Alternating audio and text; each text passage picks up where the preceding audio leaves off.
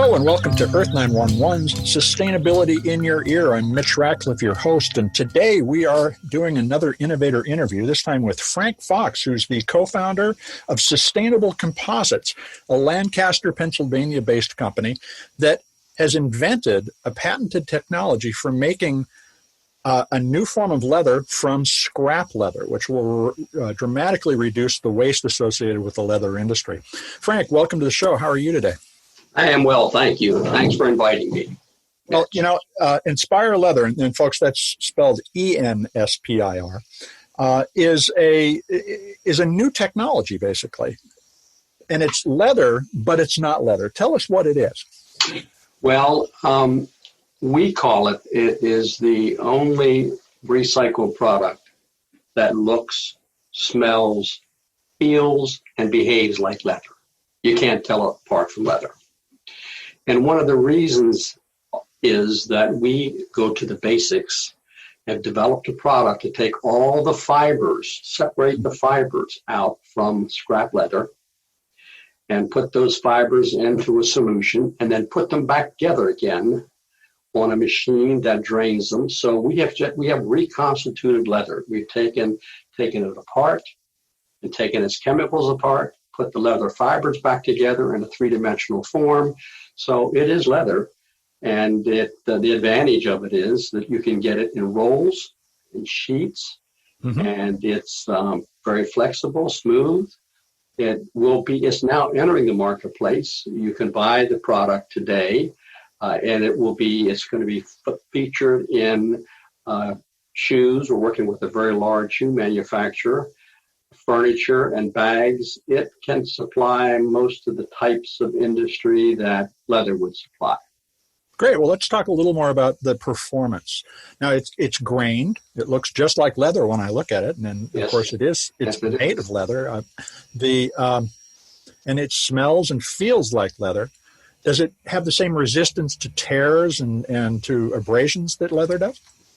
Yes, that took a long time to do that, but we match.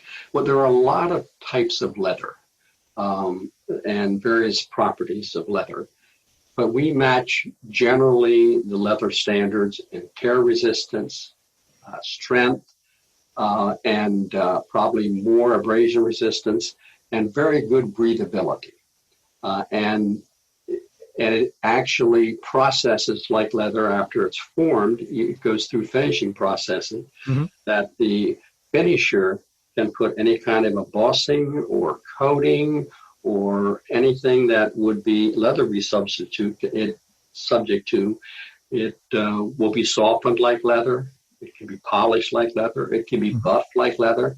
So any of the processes used to commercialize materials from leather, Inspire can be put through those processes and will look like leather at the other end. Now, let's talk about where you source this from. Leather production and the use of leather in various products is very wasteful. A lot of scrap ends up on the floor, and that's your source of materials. Let's talk about how dirty is leather production just generally, and how much are you going to be reducing waste and pollution as a result of using your technology? Well, there are different studies that mention how much scrap leather is generated.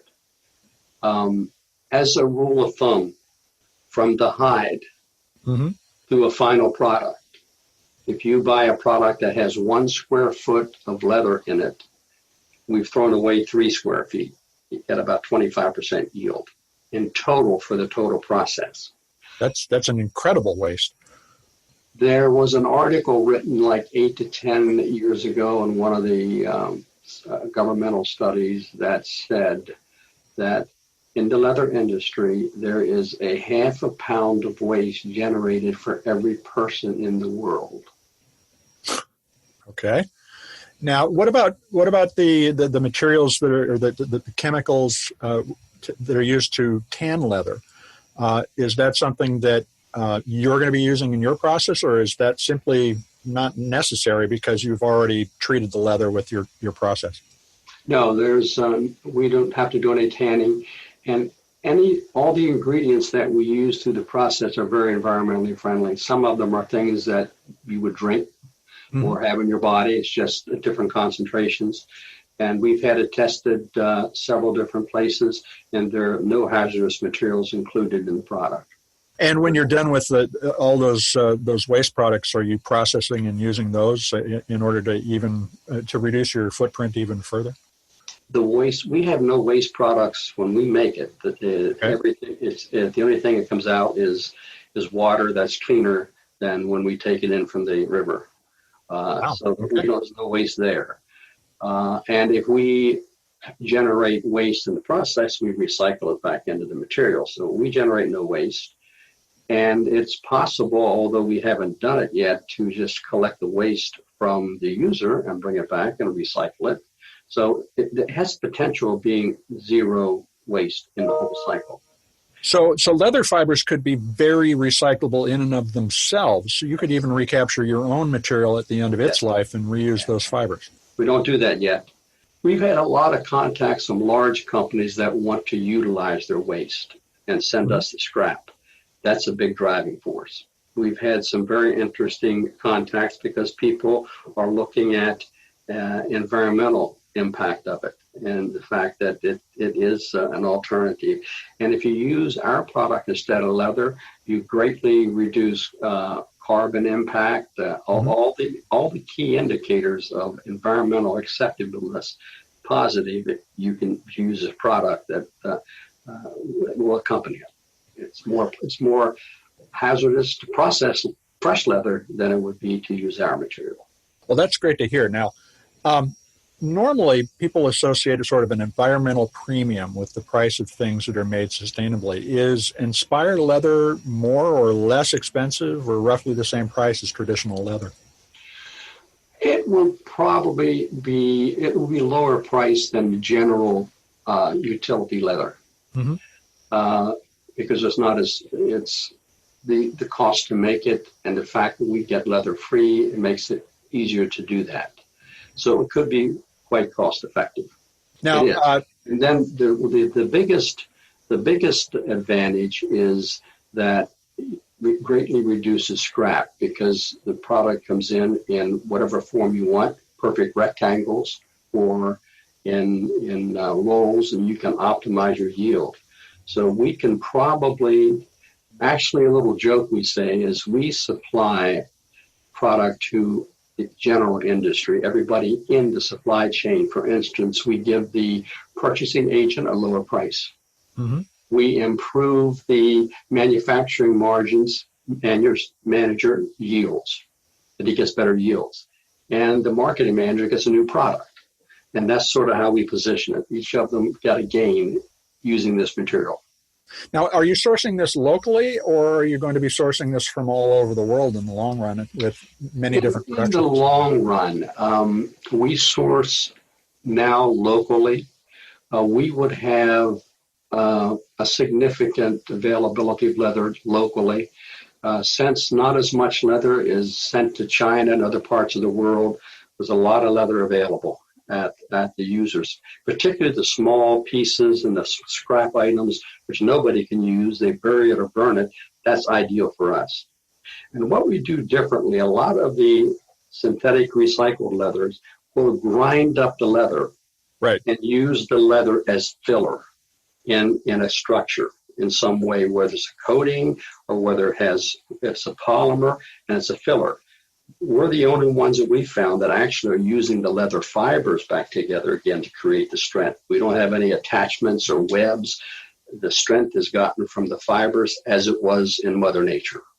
Now, you've been doing this for about 5 years based on reading your site. Actually, probably more than that. It's like 6 or 7. We started as an idea in my partner's basement. And we went that way for a while, and it was a long journey because the technologies we had to use were different, brand new, had never been used before, so we had to do them, improve them. And you have product available that people can buy today. Yes. Where can you buy enspire-leather as a consumer?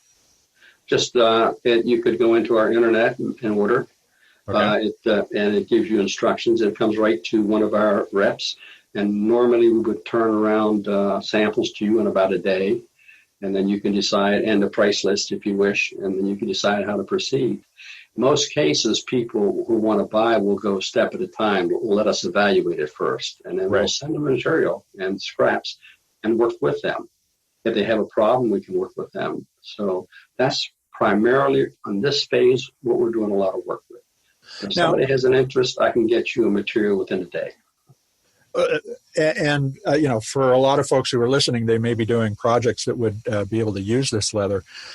There are obviously, too, a lot of large companies that are constantly buying and wasting a lot of leather, particularly in the fashion and furniture industries. Right. Are you finding that those industries are looking for sustainable alternatives to traditional leather? It has been growing that way. It is getting very strong in shoes. It is getting strong in furniture. It wasn't originally, but there's more and more interest in furniture. And is that because consumers are asking for it, do you think? I'm not sure of that. I know in the shoe industry they're asking for it. And I don't know. That's a good question for the furniture industry. But they're looking for new products. A lot of them are always looking for new products. So it has its own natural pool.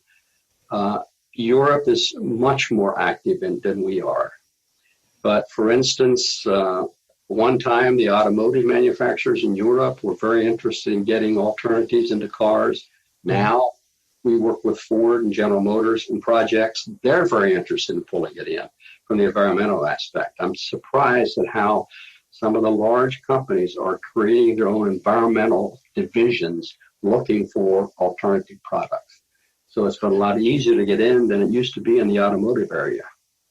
It's fascinating you're in the automotive space. I mean, we typically think of synthetics in that industry now. But let's go back a little bit more to fashion and furniture, because these are both industries that have pretty lousy environmental footprints. How do you reach and educate the leaders of these industries about the benefits of enspire-leather and generally about the sustainability of leather overall? Well, we're formatting that a little better than we do now. We have literature. We have sales reps that will approach big customers. Then we'll have conference calls with them. And we've hired some B2B marketing specialists to strengthen our story, to create the push story to get into larger companies. So you're educating. We're educating, yeah. However, we've had some articles out. There's been an awful lot of pull. Most of the people we've contacted are contacting us for samples. The word gets around the industry. We had a previous article written, and it's been generating a lot of calls. And they're from all over the world. I don't know if I got calls from China yesterday that are looking for it. So for some reason, people are looking at articles and information in relation to this product. But it's education. We tell them if there's restrictions to it, how you would use it. Generally, there aren't, but we'll work with you if you find a problem. Well, so what should we be looking for from Sustainable Composites next? Do you have news coming? Well, I hope we'll see a series of articles coming out in various areas, announcing our product, and maybe in some larger communications that we'll start to do some B2B push, and we're still doing that now with large companies. Maybe the final consumer won't see it as fast because we're not going to make bags or make shoes or make furniture. So we have to drive it through the chain. But we're looking at ways that we might touch the industry directly. For instance, if some notable celebrity would be very interested in our product, we want to carry the Inspire name to the industry as deep as it can go. However, we're not going to supply it. We are supplying the product and new technologies around the product, and then have other folks merchandise. Well, it sounds like you've made tremendous progress at the beginning of your company's life, and you're poised for a lot of growth. Congratulations. Yes, but invention is very different. Mother Nature does not give up her secrets easily. there are more other ways. There are other ways to say that, but I will say she doesn't give up her secrets. Well, I'm glad you've been working on it. I want to thank you for taking the time to talk to us today, Frank. All right. Very well. Thank you. Well, folks, that was Frank Fox, who is the co-founder and leader of Sustainable Composites. You can find them on the web at sustainable-composites-llc.com and check out their product and learn how to order it. If you're doing a craft project, this sounds like a great thing for you to be looking at. We'll be back with another episode of Earth911 Sustainability in Your Ear soon. I'm Mitch Ratcliffe, your host, and stay tuned and stay well, everybody.